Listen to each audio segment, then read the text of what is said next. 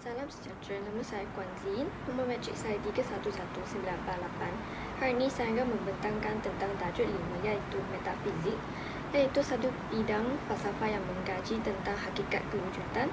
Pembentangan ini akan menerangkan definisi, bidang utama, aliran pemikiran dan hubungan manusia dengan alam serta Tuhan. Apa itu metafizik? Metafizik ialah cabang falsafah yang mengkaji perkara melampaui dunia fizikal yang melibatkan persoalan tentang roh, Tuhan, akal, kewujudan dan realiti yang tidak boleh dilihat dengan deriun.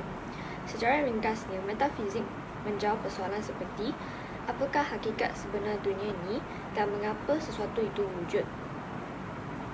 Bagi seterusnya, etimologi dan terminologi. Metafizik datang daripada dua perkataan Yunani, meta yang bermaksud di luar, fizika yang bermaksud alam fizikal. Maka, metafizik artinya kajian tentang apa yang melangkaui alam bahan.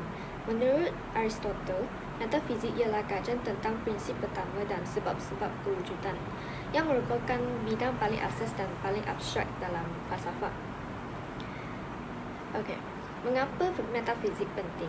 Metafizik penting kerana ia membantu kita memahami siapa diri kita, mengetahui tujuan hidup, memahami hubungan dengan alam dan Tuhan, membentuk asas kepada sains, logik dan agama.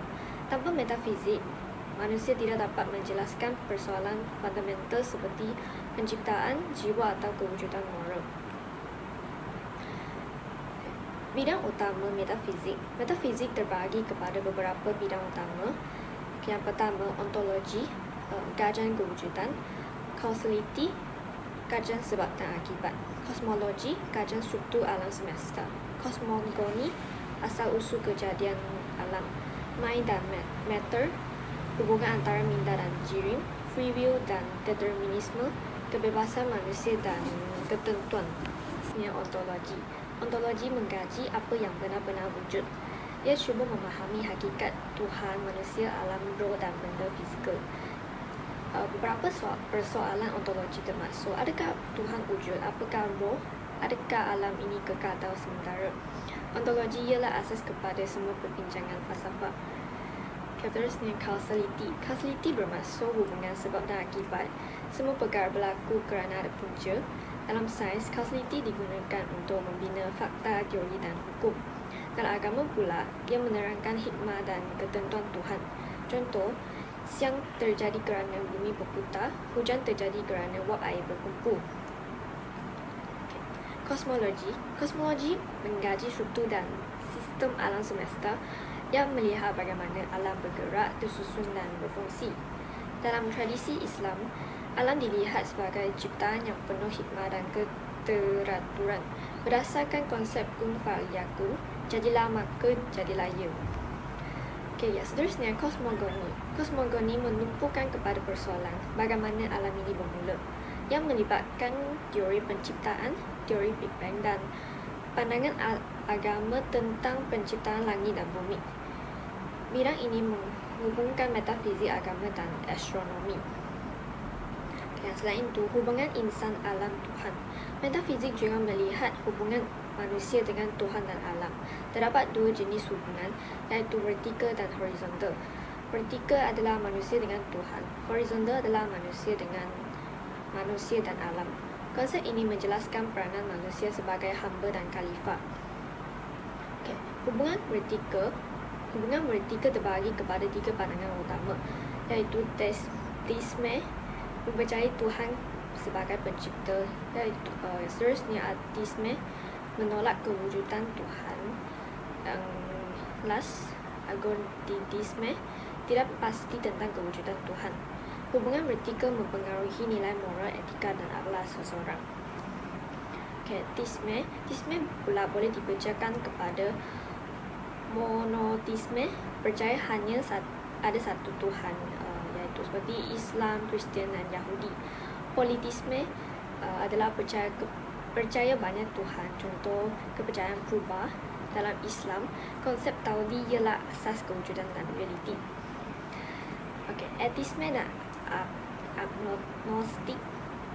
Ateisme menolak kewujudan Tuhan dan lebih bergantung pada sains. Agnostik tidak menolak Tuhan, tetapi percaya manusia tidak mampu mengetahui hakikat Tuhan. kedua-dua aliran ini wujud dalam konteks moden yang makin saintifik. Okay. Bagi hubungan horizontal pula, hubungan horizontal membincangkan tingkah laku manusia dalam kehidupan seharian. Ada 3 pandangan utama, iaitu mekanisme alam berjalan mengikut hukum semula jadi. Yang kedua, determinisme, segala perkara sudah ditentukan. Yang ketiga, realisme, pengetahuan manusia mewakili realiti yang sebenar. Okey, yang seterusnya materialisme. Materialisme percaya bahawa hanya benda fizikal yang wujud, yang menolak kewujudan roh, jiwa atau unsur spiritual. Pemikiran ini menyebabkan manusia terlalu bergantung kepada sains dan menolak agama. Okay, yang seterusnya idealisme. Berbeza daripada materialisme, idealisme percaya bahawa realiti sebenar ialah idea, roh dan minda. Dunia fizikal hanyalah gambaran sementara. Pandangan ini lebih dekat dengan agama dan kerohanian. Metafizik dalam sains. Walaupun metafizik abstrak yang membentuk asas kepada sains moden, saintisme menerima hanya bukti empirikal. Positivisme menolak perkara yang tidak boleh diuji. Konvensionalisme, teori diterima melalui persetujuan ahli sains.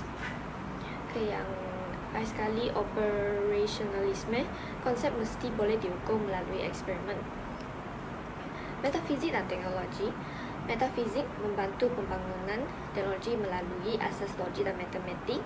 Persoalan sebab dan akibat dalam sains, pemahaman moral dalam penggunaan teknologi, kerangka pemikiran untuk inovasi. Tanpa metafizik, sains tidak mempunyai asas idea atau falsafah yang kukuh. Persoalan penting dalam metafizik.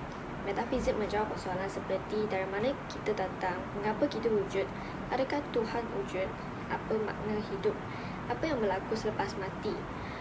Persoalan-persoalan ini membentuk nilai hidup manusia. Okey. Mengapa perkara di atas dianggap sebagai metafizik bagi sesetengah individu? Mengapa perkara di atas dianggap sebagai metafizik bagi sesetengah individu? Perkara dalam gambar dianggap metafizik kerana ia melibatkan kematian, roh dan alam selepas mati, iaitu persoalan yang tidak dapat dijelaskan oleh sains. Ritual dan doa menunjukkan kepercayaan kepada kuasa gaib, jiwa dan kewujudan yang tidak dapat dilihat. Ini semuanya adalah topik utama dalam metafizik. Secara ringkasnya, metafizik ialah kajian tentang realiti yang tidak dapat dilihat yang menghubungkan manusia kepada alam dan Tuhan. Metafizik bukan sahaja ilmu falsafah, tetapi asas kepada sains, agama dan teknologi. Melalui metafizik, manusia dapat memahami hakikat kewujudan, tujuan hidup dan batas kemampuan akal. Sekian, terima kasih.